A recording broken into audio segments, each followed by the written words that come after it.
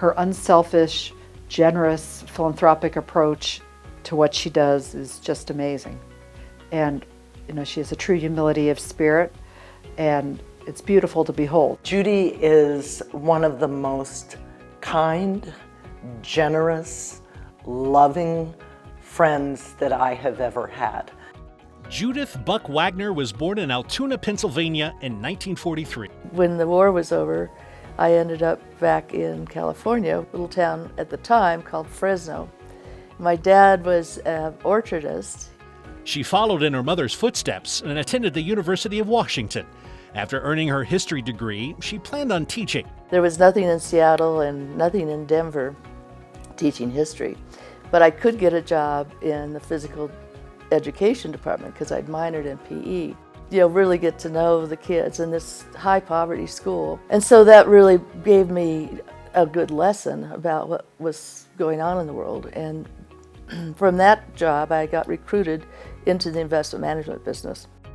Judy's finance career took off, and after working in Los Angeles and St. Louis, she landed at Betcher & Company in Denver as a security analyst and portfolio manager in 1972.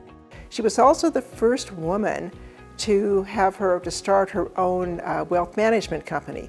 And she was very, very successful in that. She started out by herself, she ended up having 15 employees. I just wanted to be independent and do the kind of research and investment analysis that I like to do, which was very in-depth. And there was a number of flexible work schedules at our office for some of the employees so that they could spend more time with their children, and I benefited from that. Judy married Joe Wagner in 1980.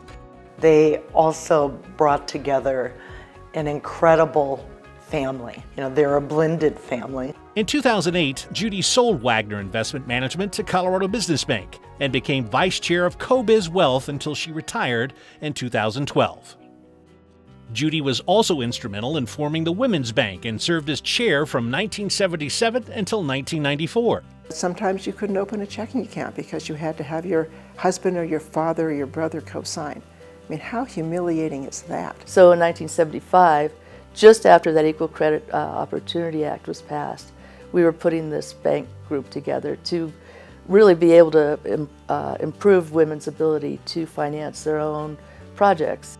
She was the chair of the Big Sisters Board. She had a little sister for many, many years. The ripples of all these other initiatives of what she's done, the Women's Foundation, and how many people are involved and how many lives that have touched. I was trying to help people that were underserved. That's just been kind of my motto. With the goal of helping change the future of women's health, Judy was on the founding board for the Center for Women's Health Research. She got the concept and she understood how important it was.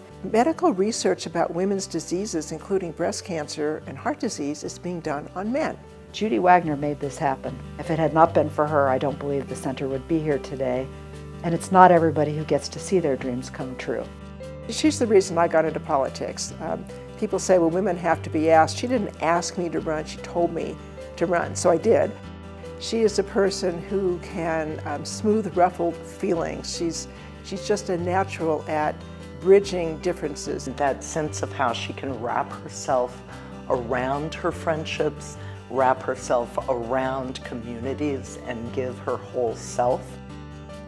It's so inspiring to me, really, just to find the kinds of things you can do if you're anxious to help change some of the inequities that exist in our community.